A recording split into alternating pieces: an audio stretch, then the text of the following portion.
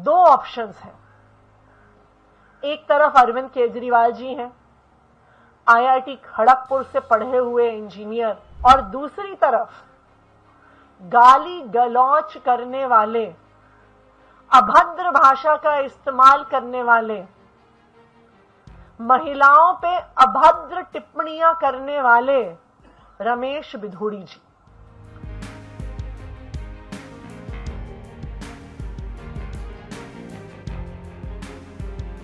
आज पूरी दिल्ली गाली गलौच पार्टी से एक ही सवाल पूछ रही है। सारी दिल्ली एक ही बात जानना चाहती है कि गाली गलौच पार्टी का सीएम चेहरा कौन है। आप दिल्ली के किसी भी गली, मोहल्ले, कॉलोनी, पार्क में कहीं पर भी जाइए, आज यही चर्चा का मुद्दा है कि आम आदमी पार्टी ने तो अपने सीएम चेहरे को घोषित कर दिया कि दिल्ली के लोगों को पता है कि आम आदमी पार्टी को वोट देने पे अरविंद केजरीवाल जी दिल्ली के मुख्यमंत्री बनेंगे। लेकिन अगर गाली गलौच पार्टी को वोट दिया तो आखिरकार उनका मुख्यमंत्री कौन बनेगा। आज बीजेपी की कोर कमेटी की मीटिंग चल रही है। आज शाम को भारतीय जनता पार्टी के पार्लियामेंट्री बोर्ड की भी मीटिंग है। विश्वस्त सूत्रों से यह पता चला है कि गाली गलौच पार्टी ने यह फैसला लिया है कि उनकी पार्टी में सबसे ज्यादा गाली गलौच करने वाले नेता रमेश बिधूड़ी जी को उनका मुख्यमंत्री का चेहरा बनाया जाएगा। कल शायद उनके कैंडिडेट्स की घोषणा होगी। उसी के साथ या उसके तुरंत बाद 2 से 3 दिन में गाली गलौच पार्टी ये घोषणा करने वाली है कि सबसे ज्यादा गाली गलौच करने वाले रमेश बिधूड़ी जी उनके सीएम का चेहरा होंगे। तो अगर दिल्ली के लोगों ने कमल का बटन दबाया तो मुख्यमंत्री के तौर पर उनको रमेश बिधूड़ी जी मिलने वाले हैं। इस फैसले का कारण क्या है?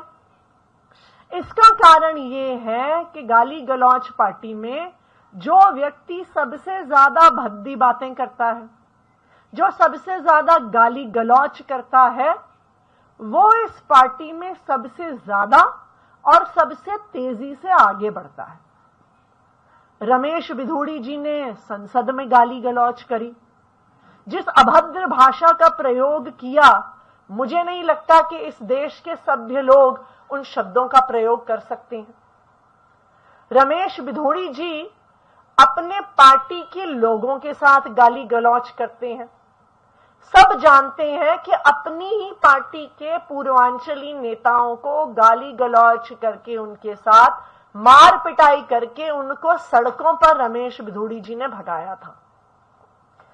सब जानते हैं कि कुछ ही दिन पहले रमेश बिधूड़ी जी ने प्रियंका गांधी जी के बारे में अभद्र भाषा का प्रयोग किया, उनके साथ गाली गलौच की। उसके अगले दिन रमेश बिधूड़ी जी ने मेरे और मेरे परिवार के साथ गाली गलौच की। तो इस गाली गलौच का रमेश बिधूड़ी जी को ये इनाम मिल रहा है कि उनकी पार्टी उनको सीएम चेहरे के रूप में घोषित करने जा रही है। विश्वस्त सूत्रों से पता चला है कि आज सीईसी की बैठक में फैसला हो चुका है और आज शाम की इनकी पार्टी की पार्लियामेंट्री बोर्ड की मीटिंग में उस पे मोहर लग जाएगी। तो अब दिल्ली के लोगों के सामने 2 ऑप्शंस हैं।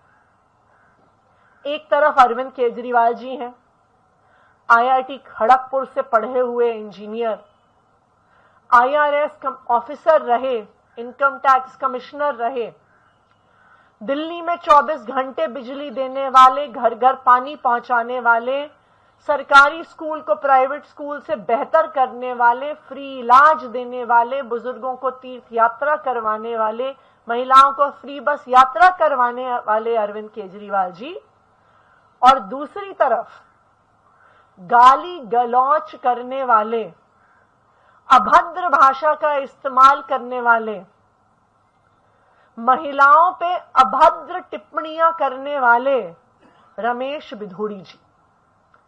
तो अंतर बिल्कुल साफ है कि आम आदमी पार्टी के पढ़े लिखे नेता अरविंद केजरीवाल जी और दूसरी तरफ गाली गलौच पार्टी के गाली गलौच करने वाले नेता रमेश बिधूड़ी जी। अब ये दोनों ऑप्शन दिल्ली के लोगों के सामने है और मुझे पूरा भरोसा है कि दिल्ली के लोग काम करने वाले पढ़े लिखे मुख्यमंत्री को ही पसंद करेंगे। Thank you.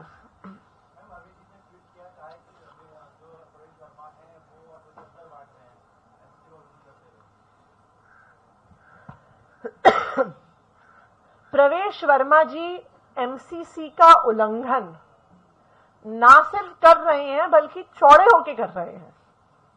जब उन्होंने हेल्थ कैंप के नाम पे चश्मे बांटे तो उन्होंने छुपा के नहीं बांटे, उन्होंने ट्विटर पर ट्वीट करके बांटे। जब उन्होंने अपने घर पर वोट के बदले नोट बांटे, उन्होंने छुपाकर नहीं बांटे, खुलेआम बांटे। तो ये बिल्कुल साफ है कि प्रवेश वर्मा जी को पता है कि उनके पास पैसे बांटने, चश्मे बांटने, कपड़े बांटने, सलवार कमीज बांटने के अलावा और कुछ है ही नहीं। उनकी पार्टी ने ना आज तक कोई काम किया है, ना उनके पास कोई विजन है दिल्ली के लिए, ना उनके पास कोई नैरेटिव है। तो इसीलिए वो आचार संहिता का उल्लंघन कर करके वोट के बदले नोट बांट के वोट इकट्ठे करने की कोशिश कर रहे हैं।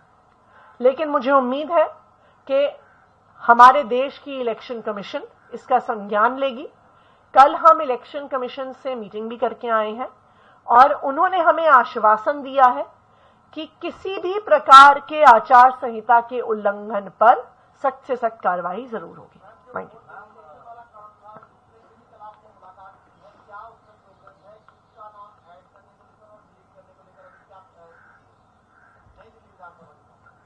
नई दिल्ली विधानसभा में 15 दिसंबर के बाद से 8 जनवरी तक तकरीबन 13,000 वोटर्स की एडिशन के एप्लीकेशन आए हैं। 15 दिसंबर से 8 जनवरी तक 5,500 वोटर डिलीशन के एप्लीकेशन आए हैं। नई दिल्ली विधानसभा में कुल 1 लाख वोटर हैं, यानी 3 हफ्ते में 13% वोटर बढ़ाने और 5.5% वोट घटाने की कवायद हो रही है। देखिए, ये तो जग जाहिर है कि 3 हफ्ते में हो ही नहीं सकता कि 15,000 लोग दिल्ली और देश के अलग अलग हिस्सों से नई दिल्ली के एक छोटे से इलाके में शिफ्ट हो जाएं। यह भी असंभव है कि 3 हफ्ते के अंदर अंदर 5,500 लोगों की या तो मृत्यु हो जाए या वो शिफ्ट हो जाए। इसलिए यह बिल्कुल साफ है कि एक बहुत बड़े स्तर पर फर्जीवाड़ा हो रहा है। इसीलिए हम इलेक्शन कमीशन से मिले भी और इलेक्शन कमीशन ने हमें आश्वासन दिया है कि किसी भी तरह से गलत वोट जोड़े नहीं जाएंगे और गलत तरीके से वोट काटे नहीं जाएंगे।